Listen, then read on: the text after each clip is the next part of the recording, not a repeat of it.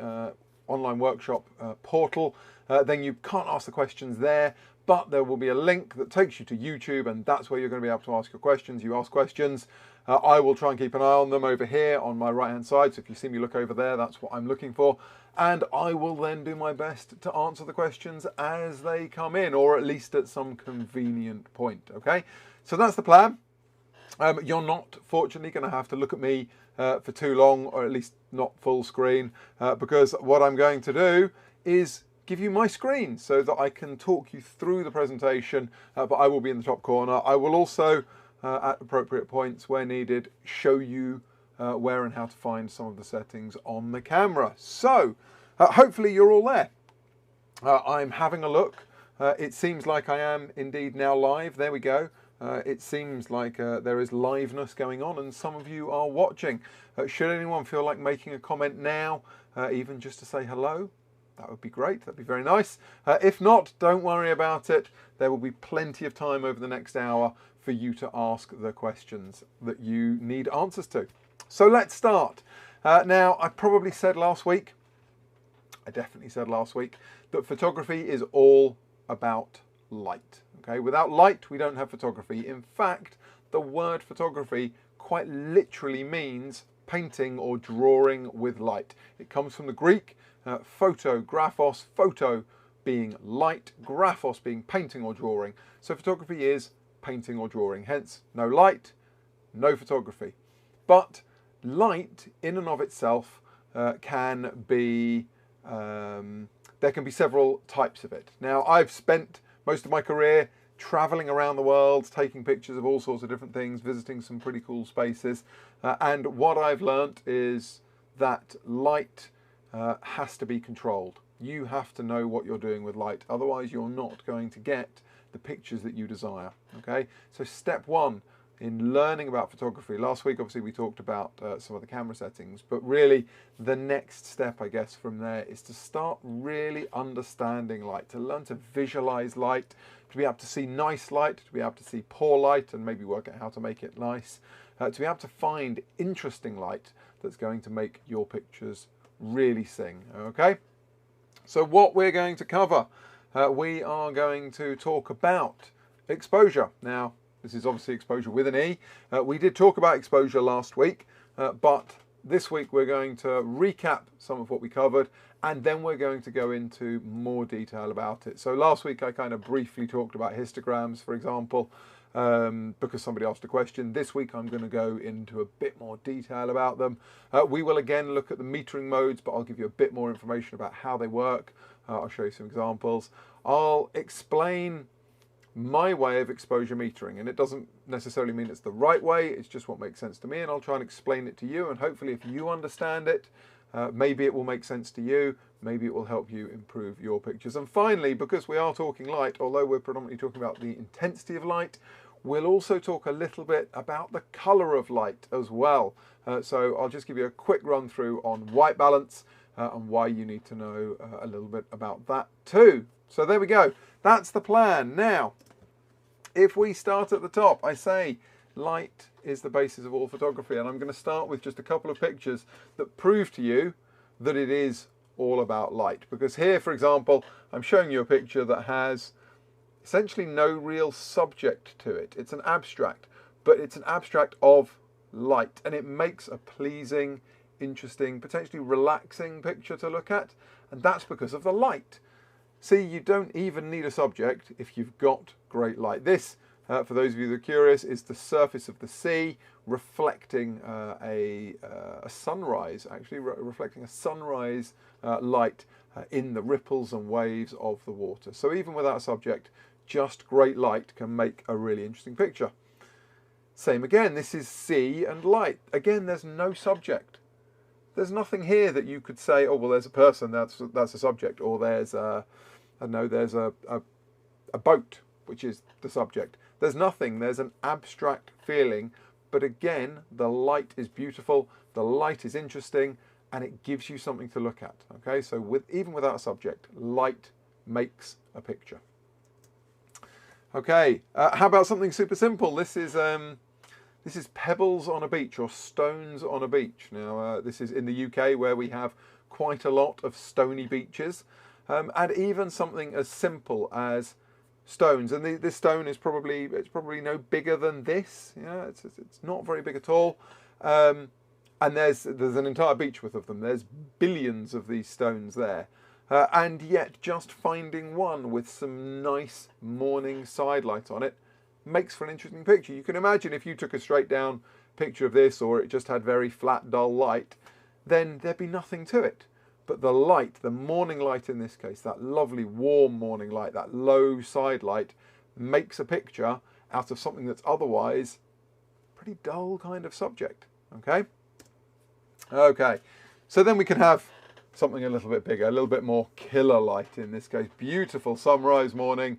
This is in the Caribbean, and you know, you've got great light through the clouds. So this is all obviously natural light. I'm not going to light this with flash. And you'll notice I'm shooting into the light. If you look in the top left-hand corner, there is a little bit of a starburst just coming out behind a cloud. And shooting into the light is something that I would like you to take away from this. So depending on where you've been taught your photography or what pictures you've looked at, you will predominantly use light in one way or another. So light can obviously come over your shoulder, so you can have light behind you, giving front light onto your subject. Or you can shoot with the light coming in from the side, so it could be coming in from the left or the right, or you can shoot into the light. And there is no right way of doing it. They all give very different looking pictures. For example, in the UK, we're very much taught from an early age that we should probably be shooting with the light over our shoulder, front light. It makes everything really easy. The exposure is really simple to work out, and you get good illumination on your subject. But why do we have to stick with that? We can create lovely pictures shooting with light at different angles. So here, very low angle, shooting up directly into the sun. Okay, we've got interesting subject in that we've got these bright poppies against the blue sky, so we've got very primary color palette, but shooting into that light, giving that starburst, gives some luminosity to the poppy petals, which provides some interest. If they were front lit from behind me, there would be no feeling of depth in the image. That light from behind provides a feeling of depth. It also means that all of the little hairs, for want of a better word, on the stems of the poppies are standing out against the dark background, so you get that extra layer of interest and complexity in the picture. There we go. Okay, how about studio light? So I've shown you some natural light, now we're on studio light, and I appreciate that this looks like it might be a turtle, but it's not. This is a person body painted as a turtle. It's part of a series I've been working on about plastics in the environment and how we need to sort them out. But again, we're now looking at artificial lighting, so light that you, or in this case me as the photographer, is in control of. I'm choosing where that light is falling, what I want to be highlighted, where I want the shadows to fall, how I want the backlight to give a little bit of depth and texture to the net that the turtle is supposed to be caught up in, to really help try and tell that story. So light and the control of light, the understanding of light, is really what gives you the interest and intrigue in your pictures. It's really what makes your pictures go from mediocre to substantially better. I hesitate saying from good to great, but hopefully from good to very much better, potentially great. Okay, we're back to some ambient light, but this is ambient light with a bit of shaping to it. So this is an entirely wild cheetah that decided it was going to jump up onto my vehicle. And what you'll notice if you look at the picture carefully is that it's a backlit subject. So we have got backlighting on the cheetah. You can see the rim light running down the cheetah's back. And that means that the face should probably be in quite deep shadow. But it's not. If you look at the eye, if you look at the eye that's obviously the one that we can see, there's like a little half-moon disc shape in it. And that's because I supplemented the ambient light that was there with a reflector to push some light back in, to fill in those shadows in the foreground, in the front of the cheetah, and thereby to stop the cheetah being a silhouette against a great landscape. So it's ambient light, there's artificial light, and then there's combinations of ambient and artificial. And that can be flash, or in this case, it can be a reflector. Here again, we've got a bit of ambient light. We've also got a bit of artificial light. So this guy was sitting in a wood cabin. He's a musician. We've obviously got the fire in the corner, so I've set the exposure to get the amount of light that I want out of the fire to provide some depth and intrigue there. The shadows obviously falling away in the background, and then to stop him being too dark, we've got daylight coming in, but I've supplemented daylight with a little bit of flash. So essentially I've replaced that daylight with flash to create, again, that kind of depth, that kind of interesting, intriguing light that makes you want to look at the picture a little bit longer.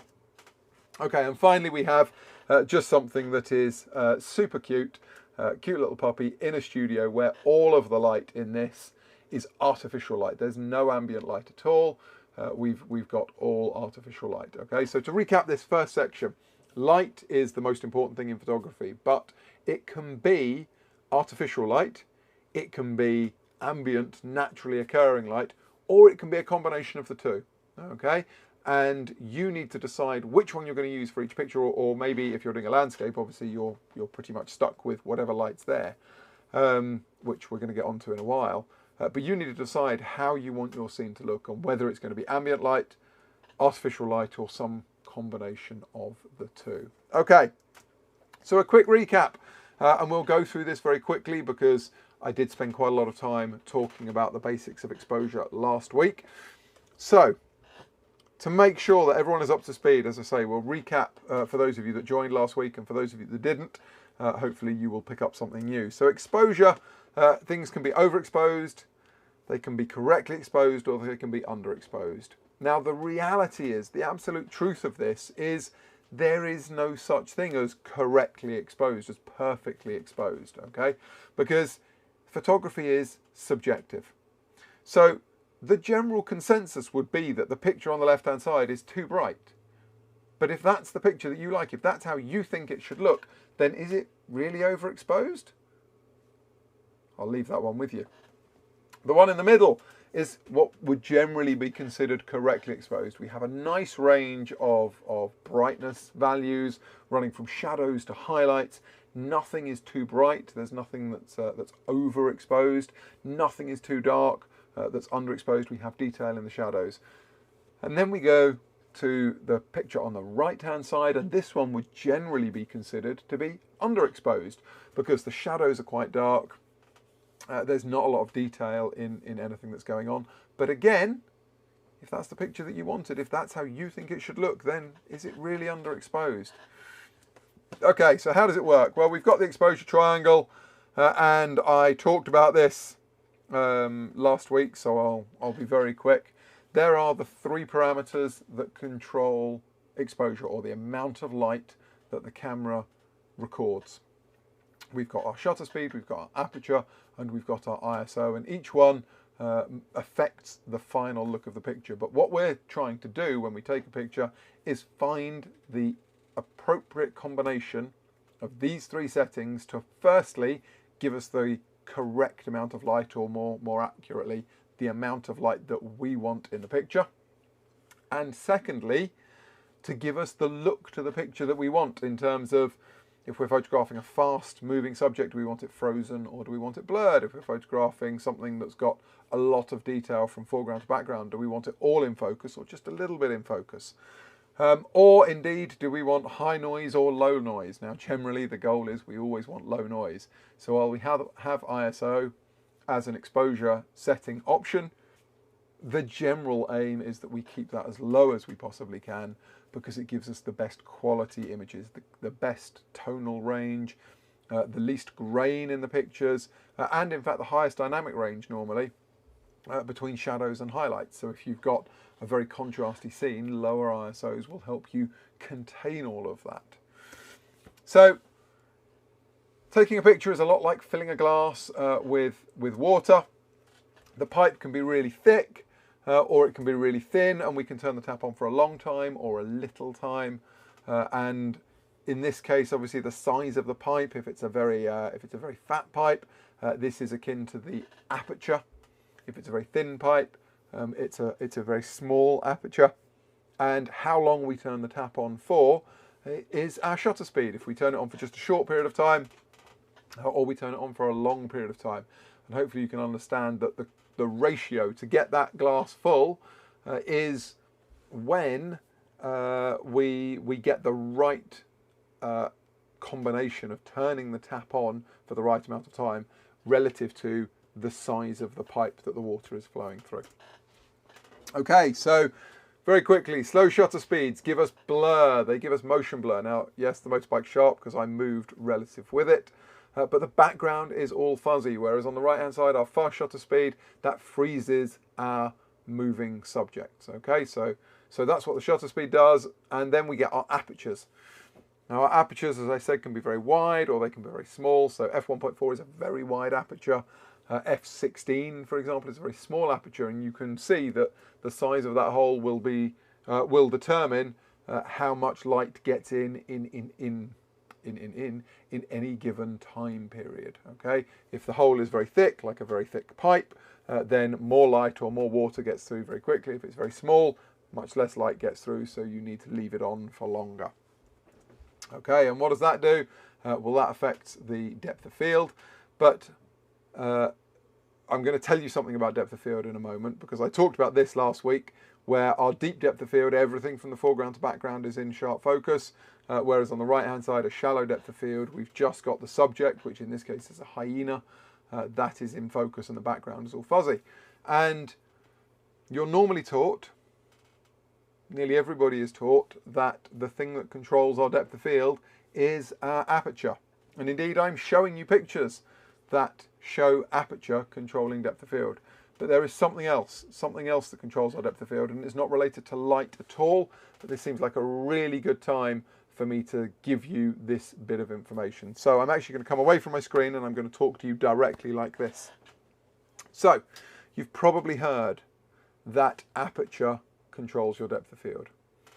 What if I was to tell you that that was not the strongest or the most important control of depth of field? What would you say to that? I'm guessing some of you may know this already, but the majority of you will think that I'm talking some kind of weird black magic. But I'm not. What I would like you all to do, and this is a little bit of audience participation time, I would like you all, wherever you're sitting, please don't punch your computer screen or your phone, but I'd like you to put your hand up at arm's length like this, and I'd like you to focus your attention right on your finger. Okay, so you're going to do what I'm doing right now. And with your peripheral vision, I want you to see how in or out of focus the background is. And the answer should probably be, it's a little bit fuzzy, but we've got some detail. Now, it will depend how far away the background is. And it will also depend, to give you a little tip, on how long your arm is. Okay, so now with your arm still up like this, you're focused on your finger. I'll try and give you the fun that I'm not going to get. So you keep focused on your finger, and I want you to bring it much closer to your face. And keep focused on your finger like this, okay? And now what you should see is, apart from the fact that you've all gone a little bit cross-eyed, you've got to see me do that. I entirely missed out on that fun. The background has got much softer, much more fuzzy, okay? Much harder to discern what's there. So your depth of field has decreased. Now, you've not changed any apertures in your eyes. All you've done is change how far away you've focused. So you've changed the distance that you focused at. Originally, we were focused quite a way away. Then we got much closer. We focused really close. And that depth of field got shallower. The background got more fuzzy. So I'd like you to take that bit of information and keep it in the back of your mind and remember it. Because yes, aperture will affect your depth of field from any given position. But if you can move your feet, if you can walk closer to your subject or further away from your subject, you then get another control of your depth of field. Okay, you can you can find the right combination between the distance between you and your subject and the aperture to give you a far higher degree of control over your depth of field than you otherwise had. Okay, there we go. So that's a little tip. As I said, not really related to light, but it's kind of key. It's a really important thing, and I find a lot of people don't understand that so well. Right, so coming back, let's have a quick look at the three parameters: the shutter speed, the aperture, and the ISO. And I'm going to dial these in very quickly so that we can get moving. So at the top of these scales is more light. At the bottom is less light. So 1 second lets in more light than 125th of a second. F2 lets in more light than F22. Oh, sorry, come back. And I'll just put them up again. And ISO 12800, for example, is more sensitive to light than ISO 100. Imagine we have got, oh dear, they're coming up again. Imagine we've got these dialed in, and we pick this as our setting. Now, I did do this last week, but I know that people really do struggle with this. So all of these settings here, these shutter speeds, these apertures and ISOs, are in whole stop increments. So if we move one of them by a stop, the other one can move by a stop as well to keep the right amount of light. So if we said that an eighth of a second at f5.6 at ISO 1600 gave us the correct amount of light, that's great, but maybe it's not the combination that we want to give us the look to the picture that we're going for. So perhaps we decide that we want that faster shutter speed, so we go to a 60th of a second, which means that we've changed our shutter speed by 1, 2, and 3 stops, which means we need to take our aperture open to let 3 stops more light in. Our ISO could stay the same. Alternatively, we change the ISO and leave the aperture where it was, like this. So this is still recording the same amount of light, but in an entirely different combination to where we started. And again, still the same amount of light. We've just moved our exposure values around to get a different combination, but still keep the amount of light hitting the sensor or the film if you're shooting on film consistent. Okay, so the brightness of the picture will still be the same, but a picture shot at 1 second will be entirely different to a picture shot at 125th of a second, for example. Okay, so exposure metering. Now, exposure metering. I'm just checking to see if there are any questions. I can't see any at the moment, so I'm hoping you're all just absorbing all of this information as we go. Right. I have just received a message actually saying that if you can't see the comments window, one, you need to be logged in to your account, and two, you may need to refresh your browser. Okay. So in fact, while I'm talking to you, I'm going to do that as well because I can't see the comments right now. So I'm going to refresh my browser, and I am going to hope that I can now see. There we go. I can now see comments. Fabulous. So hit up the comments section with any questions that you've got, okay? Because it's now working and I can see you. Okay, so let's talk about exposure metering, because this is where we determine how much light we're going to record, okay? So there are a couple of things that we need to do. We need to learn to read the light. We want to get to a position where we can look at light and already in our mind, even if we can't guess the settings that we need in terms of shutter speed, aperture and ISO, we have some idea of what we might be doing with it. Okay, so we need to learn to read light. Are we looking at subjects that are brighter than a mid-tone, like the wall behind me, for example, which is a white wall? Are we looking at something that is a mid-tone, a bit like the shirt that I'm wearing today, which is kind of a mid-tone grey? Or are we looking at something that's darker than a mid-tone, perhaps like my excessively long, unruly lockdown hair because I've not been able to get to a barber? That's obviously much darker than a mid-tone grey. And the secret here, the trick for this, is that you only need to expose for one tone correctly. So you can be looking at an entire big scene. In this case, the scene that you're seeing, if I give you this, if you look at this now, you have got some mid-tony tones. That would be my face. You've got this side of my shoulder, which is probably a little bit darker than a mid-tone, maybe close to a mid-tone. This is maybe about a mid-tone, maybe a little bit brighter than a mid-tone, but somewhere not far off. And then this background here, this white wall behind me, which is definitely brighter than a mid-tone. But we can't meter for all of them. We can't meter for every single tone here. But the great news is, the big trick is, you don't have to. All you have to do is get one of them correct. So if you take my skin tone, for example, and you set the exposure to record my skin tone perfectly, then everything else, because it's all sitting in the same light, will have the correct exposure. All of the tones will be relative, okay? So you only actually need to concentrate on one tone in your scene and getting that correct. Okay, and then we also need to be aware of backlighting. So if I had a light behind me, then the camera, we know, is likely to get the exposure wrong. It's more likely to make me into a silhouette, because cameras are inherently not very bright, and they can't tell the difference between shadows and highlights. Okay, they think everything is that mid-tone grey. So note this side, this kind of greyish mid-tone. That's what cameras think everything equates to. Now we need to understand how the camera is going to measure light.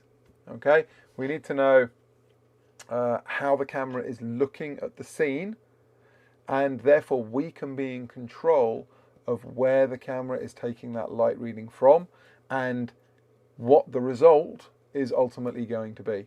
Now cameras have usually 3 or potentially 4 of these, and they will have a variety of different names. Probably 3 of them will be much the same regardless of what system you're using. The one on the left, the evaluative, will be called a variety of different things, and that will be determined by the camera system you're using, but it all works in much the same way. Okay, so I'm going to show you how you set where you set this. Okay, and it is it's dependent on the camera that you're using. So this is a Canon camera that I'm using, and this is the quick control screen, and on here, if I turn myself back up here, hello, if I push the Q button, I can cycle around and change a variety of different things, but the one I'm interested in here is our metering mode. So if I come in here, you'll see that, look, these are very similar, in fact they're identical to the ones that I showed you on screen just now. So there's evaluative, there's partial, there's spot, and there's center weighted average. Depending on your camera, you may get to it through a screen like this, or you may get to it through the camera menu.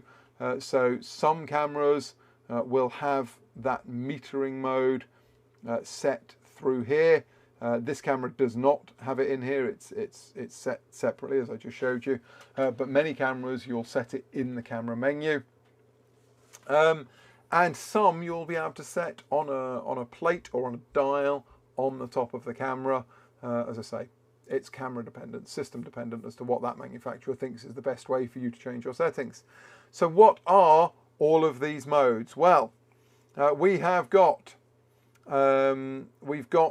basically 4 modes that measure the light in different ways. So the evaluative mode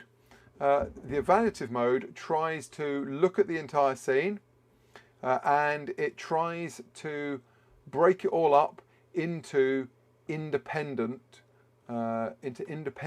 areas. Okay, now I said before, cameras think that everything is a mid-tone grey or 18% grey, as this is here, and back again, and in many cases it is not.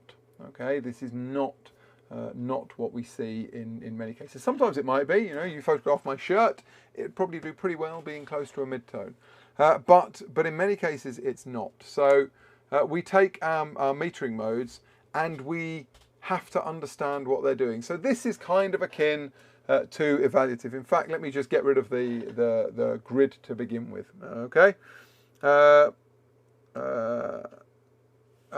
So I've just noticed some questions. I'll answer that in just a moment. So how does the camera measure the light in this scene? Well, if we're looking evaluatively, the camera essentially puts a grid over the picture, and it deals with each of these little tones or these squares independently. Okay, it averages them out. It thinks each one's going to be about a mid-tone, and that means that where we've got areas that are highlights, like the bright tones in the water at the bottom, that they will be a bit brighter, but then we'll also get some areas like some of the darker tones of the trees and the hedgerows and the shadows. They will be a bit shadier. There'll probably be some mid-tone in here, but the combination of all of them, if you average them all out, will be somewhere around a mid-tone. Now, sometimes that'll be the case, sometimes it will not be the case, and you need to tell the camera if it isn't. You need to then, as we talked about in Take Control, override the camera. But now you know roughly what the camera's doing in evaluative. Next up, we take the same scene and we look at center-weighted average. Okay, so this is our center-weighted average metering. So in the middle of the scene, that circle, that central kind of 10% of the frame, that's where the camera takes a reading from, but it also takes a reading from all of the area around the outside. But it treats the whole area outside as one zone, and then the central 10% as another zone, but it biases for that central area. Okay, so in this example, you see that central area is looking at something that's probably somewhere actually averaging out to be a midtone. We've got some highlight and we've got some shadow, but neither of which are too far away from a midtone. So the combination of those two is probably about a midtone grey. And in fact, the rest of the image in this case probably does add up to be somewhere midtone-ish. So I would expect center-weighted average in this situation to give us a pretty accurate result in terms of the exposure. Okay, then we have partial, and partial just gives us that central 10%. So again, in this case, I think partial metering would probably do okay. I think the combination of shadows and highlights in that central circle would be about a midtone or somewhere close to.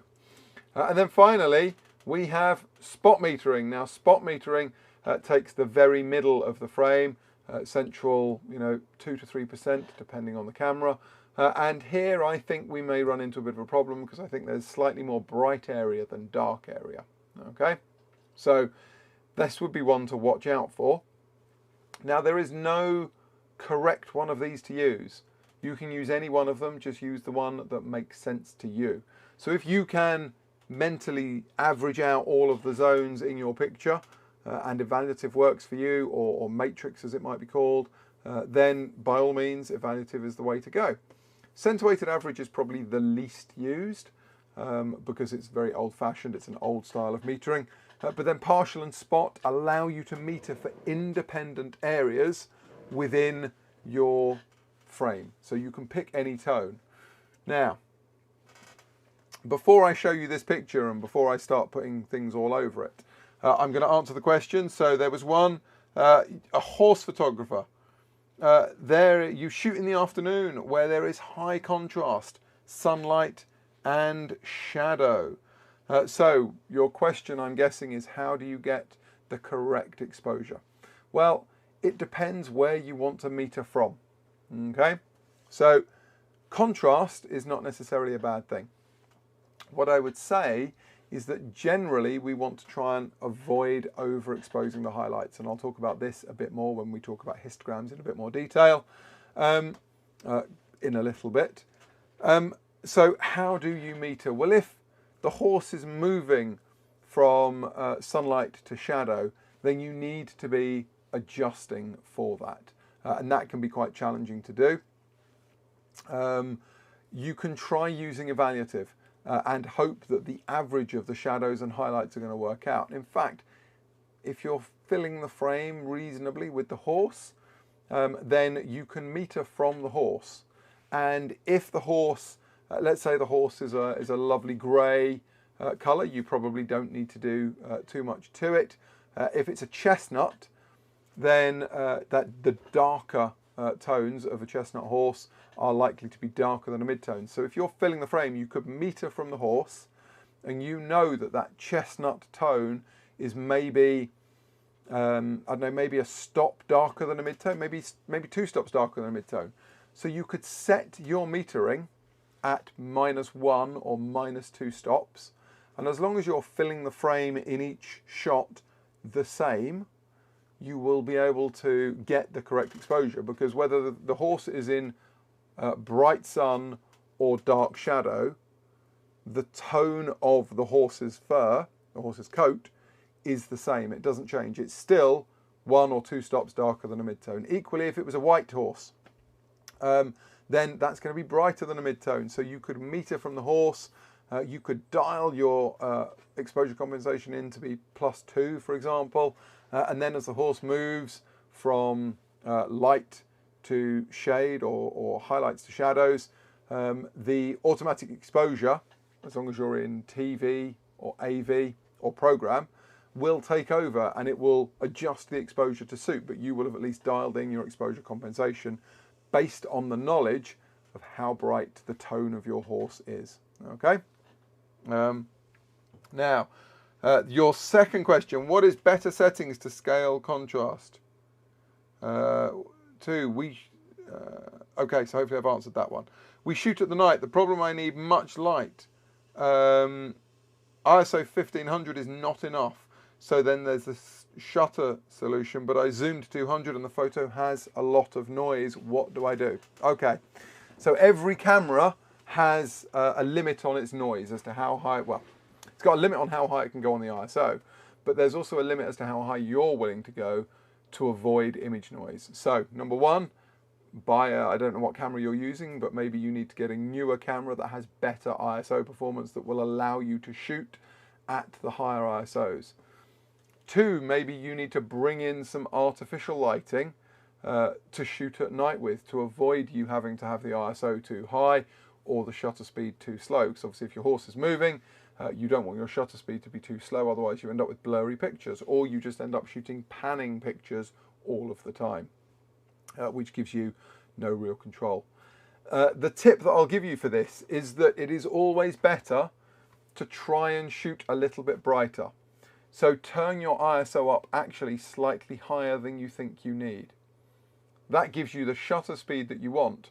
But if you shoot ever so slightly bright, not to the point of overexposing, so not to the point of making everything way too bright, but if you shoot brighter than you actually want the picture to be, when you put the computer on the computer later on, you can make it darker.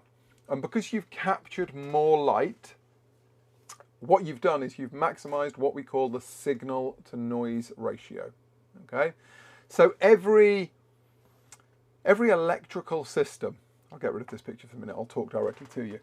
Every electrical system has some level of interference or impedance in it, okay? Some level of noise, okay? That's the speckling that we see in pictures.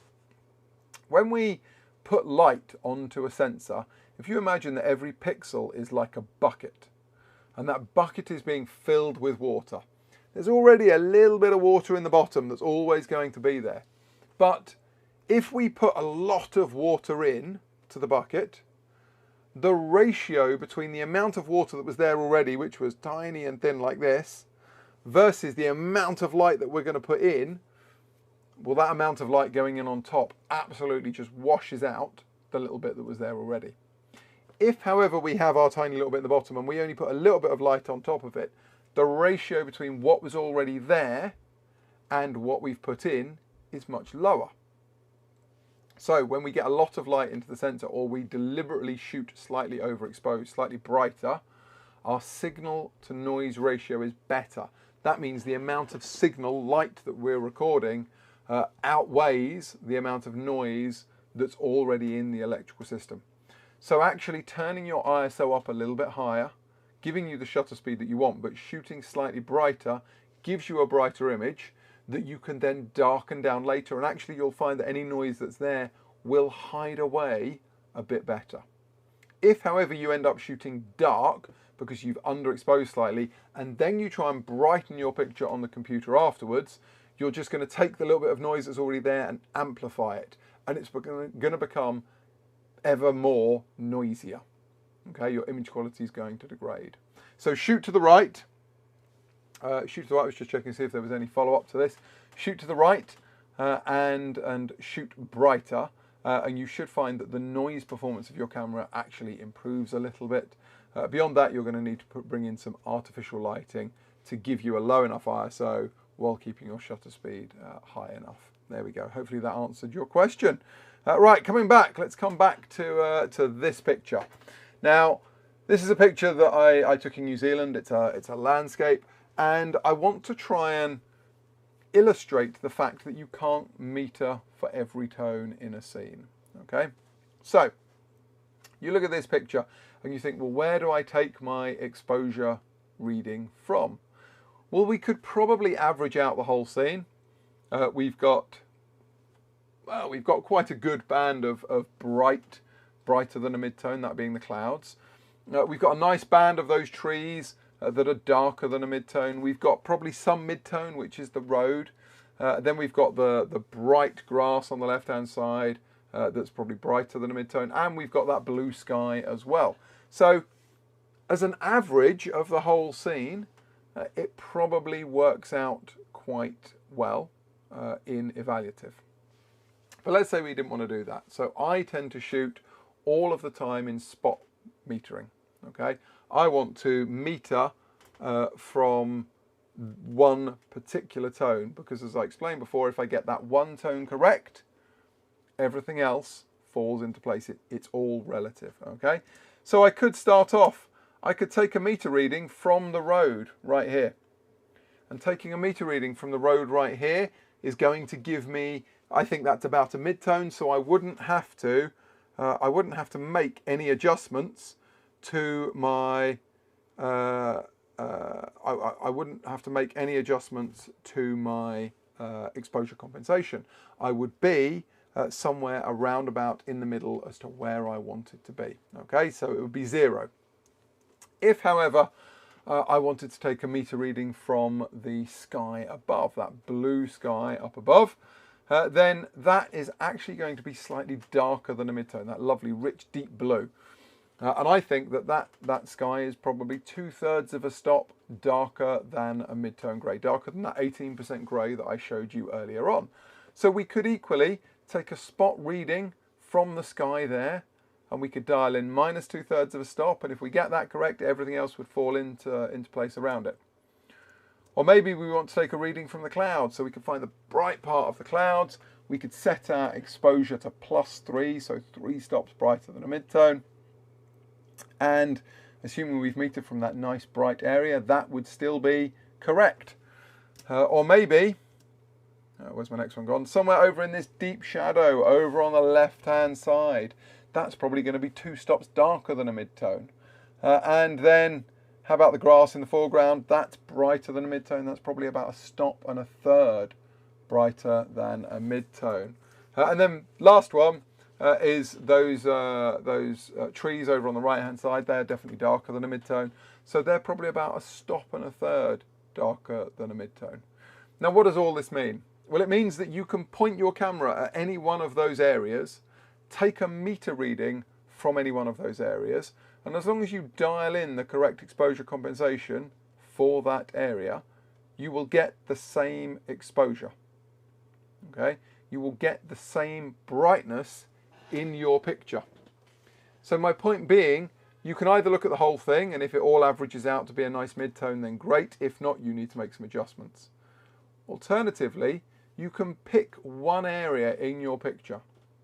You can meter for that one area, and if you get that correct, everything else falls into place around it. Okay?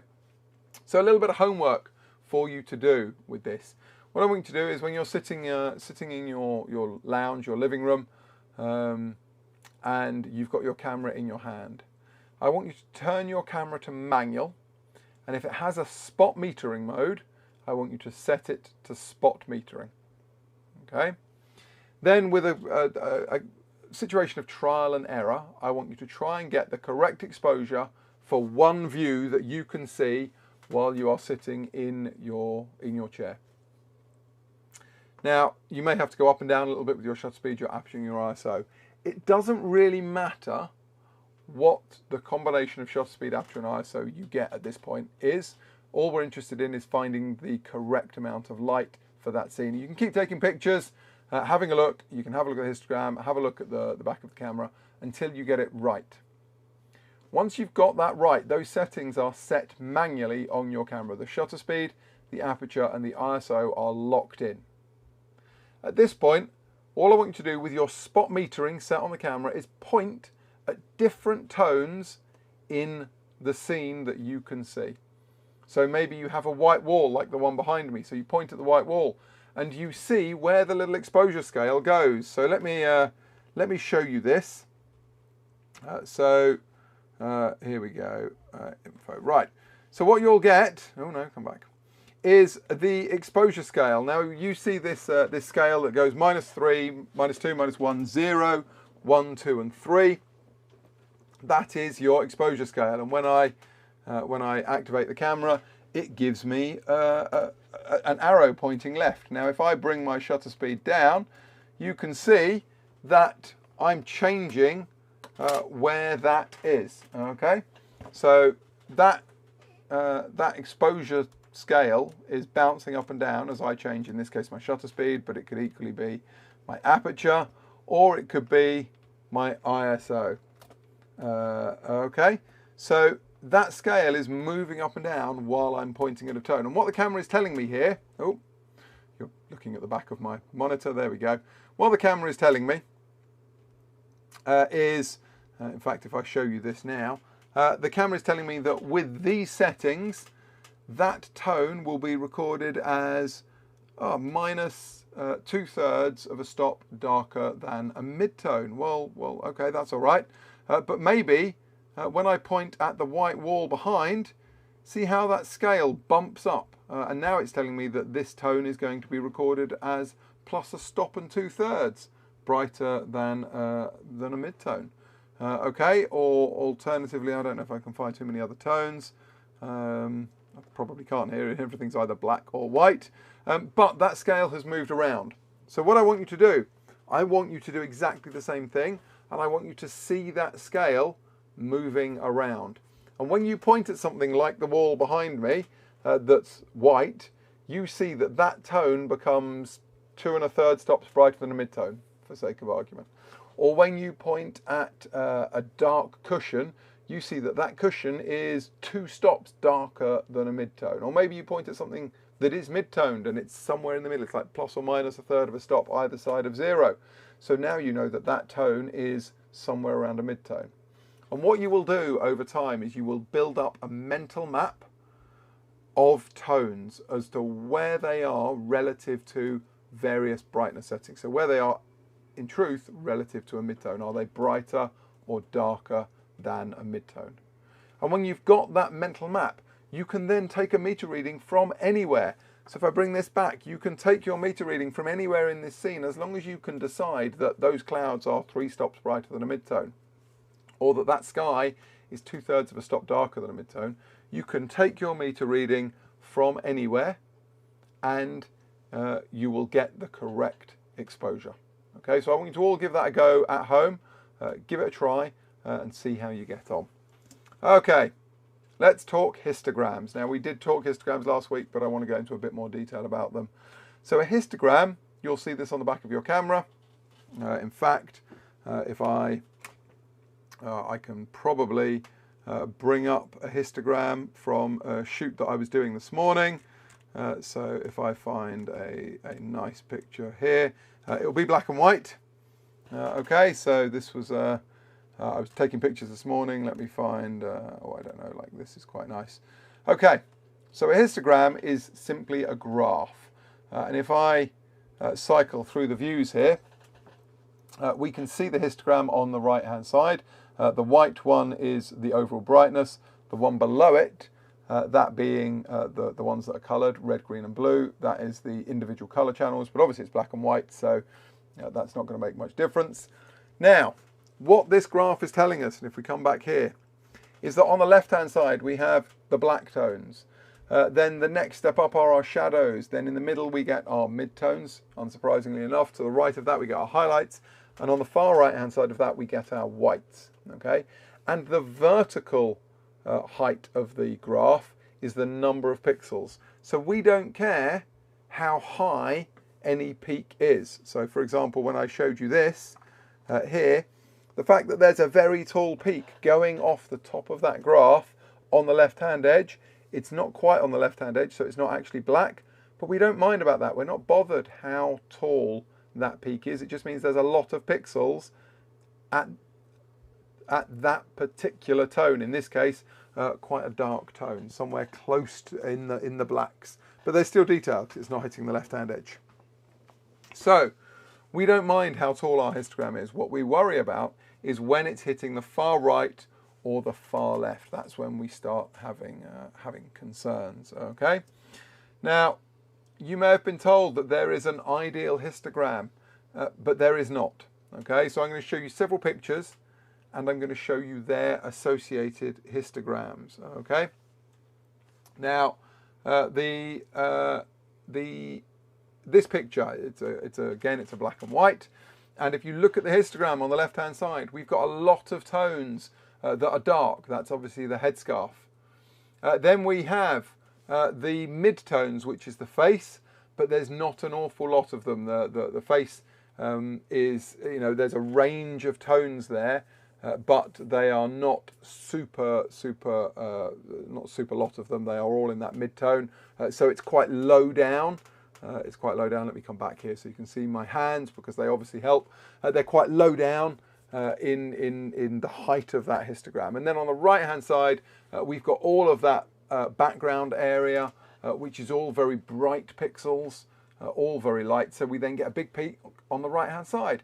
There's no lovely bell curve distribution here.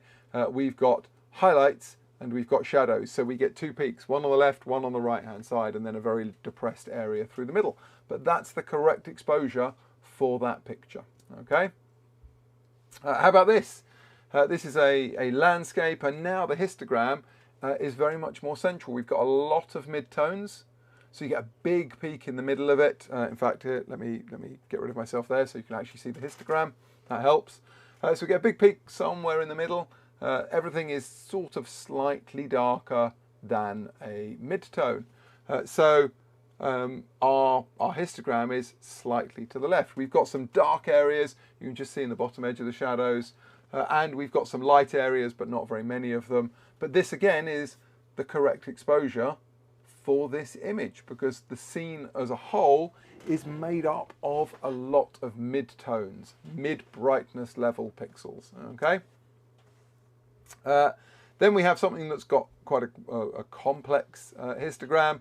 So it's the histogram, to lay it out in very simple terms, is the distribution of tones. Okay, and being able to read the histogram gives you an understanding as to what it's showing you. So it is a bar chart, as I said last week, and each peak is saying there is this many pixels at this brightness level. Okay, so we look at this picture of my puppy Otis, and we have got nothing that's a true black, nothing that's a true white, so there's nothing hitting either end of the histogram. We do have a big peak of mid-tone, which I'm going to suggest is probably the background that's behind his head. I think that's probably the mid-tones, but also probably quite a lot of his fur as well is also coming in somewhere in the mid-tone value, hence that big peak in the middle.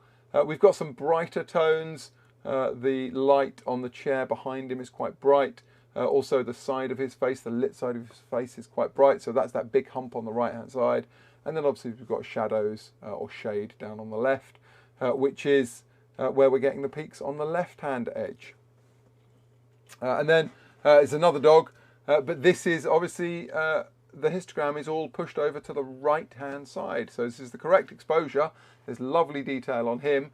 The background has some highlights in it, so we do have a peak on the far right hand edge, technically overexposed, no detail in it. But the point of showing you this one is to explain that it really, this is not a problem. We try to avoid hitting the right hand side or the left hand side. But there are pictures where you will have blocked up shadows on the left, or you will have blown highlights on the right hand side. But actually the highlights in the background of this picture help give a nice feel to the picture. They help the dog stand out. But as you can see, we've got some dark tones, so working from the left of the histogram, it's quite low. Then we get a bit of a peak, which is probably going to be his harness, in his mouth, in his jaw, and the shadows in the background. Then there's a chunk of midtone, which is going to be some of the background, and then we start growing on the right hand edge, which is going to be all of his white fur, and then those white tones in the background. Okay, so that's the point of this. Let me put myself back up here. The point of this is to try and show you that there is no ideal histogram. You need to look at the histogram relative to the picture you've taken to then be able to understand whether it's the correct histogram for that picture, and indeed whether you got the correct exposure or not. Okay? Right, so that is all about the intensity of light. Hopefully, those of you that watched last week, you've had a bit of a refresher on some of the things we talked about, but also we've gone into a bit more detail. You understand a bit more about how the camera is measuring light and where it's going to measure from. And also you've learned a bit about my way of metering, and that you can meter from any one area of a picture. You don't have to meter for the whole thing all as one. Okay, so that's probably the key takeaways from this, is to look at your scene, to learn to read the light, to be able to decide where you're going to take your meter reading from, and then adjust your camera to suit. Okay, so lastly, before we run out of time, we're going to talk about the color of light. Okay, so light can be a whole variety of different colors, and the camera has ways for you to adjust for that. So that is the white balance setting. So if you take a sunrise or a sunset, you're going to have very orangey red light. At the middle of the day, it's going to be very cold and blue light. If you come inside and you use tungsten light, it's very yellow, whereas fluorescent light is very green. And if you were photographing under those different situations, you'd end up with problems. So for example, let me see. Oh, there's a question come in, which I'm going to answer while I just sort something out on here. Oh, I do want to turn that on. Yeah, come here. Okay, so I've just reappeared again. There we go. So the question came in. What is the name of the grey card used to get a mid-tone reading? So you can buy a grey card. It's called a mid-tone grey card or an 18% grey card. Some companies like Lasterlight will make something called an easy balance, which is a grey pop-up, like a little reflector, but about this big, and it's grey on one side, white, black and white on the other, so you can use that as well. Alternatively, you can follow that process that I told you earlier on, and you could get a piece of white paper if you wanted to, and as long as you know how bright that white paper is relative to a mid-tone, you can use that as your grey card, because that piece of white paper, if it's, I don't know, 3 stops brighter than a mid-tone, it doesn't matter whether that's in a shadowy area or a highlighty area, it's still 3 stops brighter than a mid-tone. So you could take your meter reading from that mid-tone area, or from that, that white card, and still get the correct exposure. And if you think back to what I was saying about building that mind map of tones, be they brighter or darker than mid-tone and by how much, you can then start making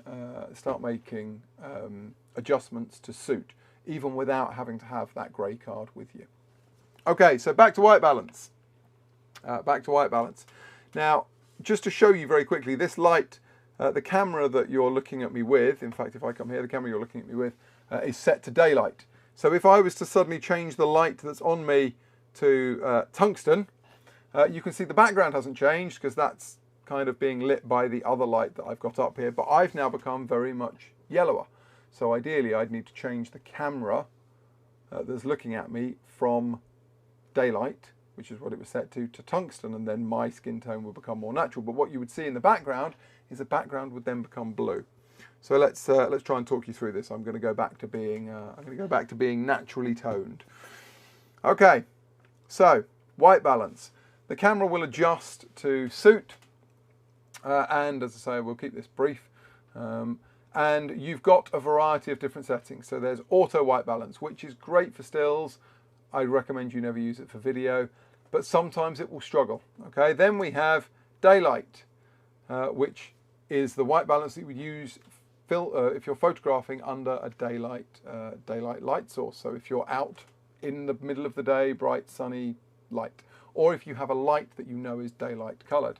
Then there's cloudy. Now when the sun goes behind the clouds, it tends to get a little bit warmer. Sorry, a little bit cooler. So the camera adds a little bit of warmth to it, hence why you can see the skin tone has gone and got a little bit more yellowy. Shade tends to be cooler still, so it tends to be even bluer tones. So the camera adds in some yellow to compensate for that. Obviously this was not shot under shade, so she's now starting to look a little bit too warm. Then if we use tungsten, where tungsten light's normally very yellow, so the camera will add in blue. That's therefore taken this picture and made it much bluer. And then fluorescent tends to be green, so we add in pink. And finally flash, you should find that flash is very much the same as daylight, because flash tends to be designed around daylight settings. And finally we have custom white balance, and in custom white balance we can measure the white balance of the scene that we're looking at, and we can adjust for it. So I'm going to quickly show you how to do that. That's going to be here. And what we need to do is we take a picture, but we need to take a picture of something that is grey. Now conveniently my desk, if I can get this out of the way, my desk is actually quite a nice convenient mid-tone grey, so I need to get the correct exposure somewhere about here, and I take a picture, and then I come into the menu, I find my custom white balance setting, which is here, and it will find me the picture that I just took, and it will say, do you want to use this? Now if I had there's some awkward tones in this that it doesn't like, so let's see if I can get another one. Let's try that, see if that makes it any happier. Custom white balance, no, it's an unselectable image. Okay, so maybe we need something white.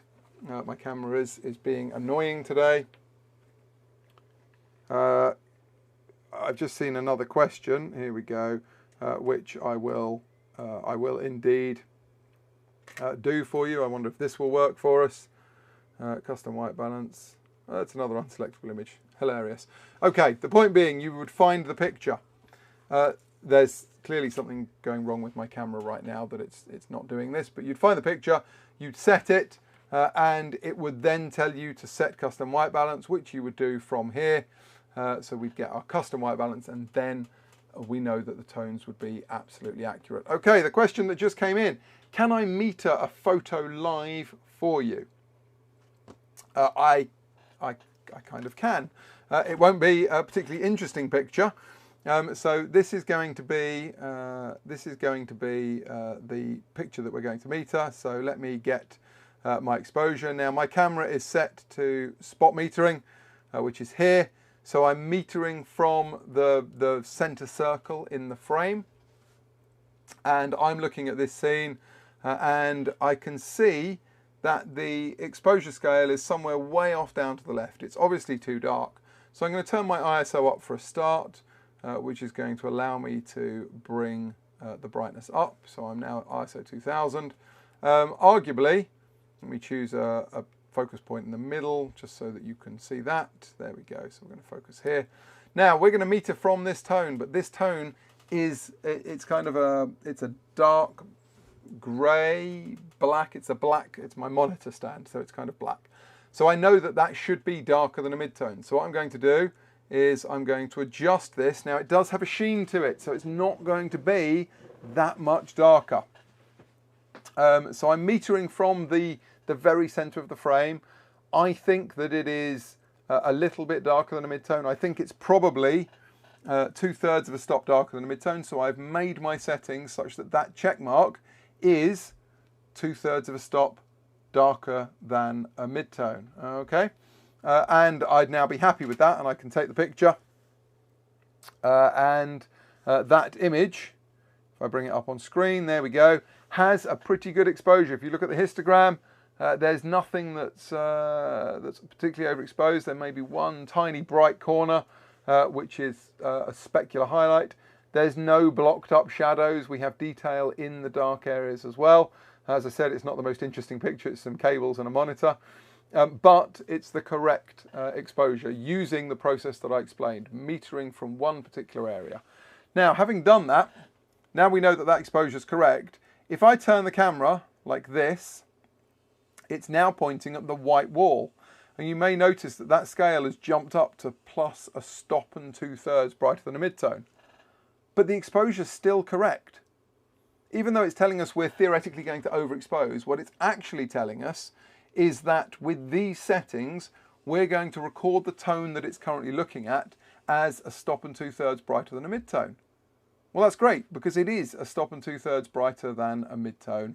And I'd be happy with that. I take the picture. Once again, we've still got the correct exposure.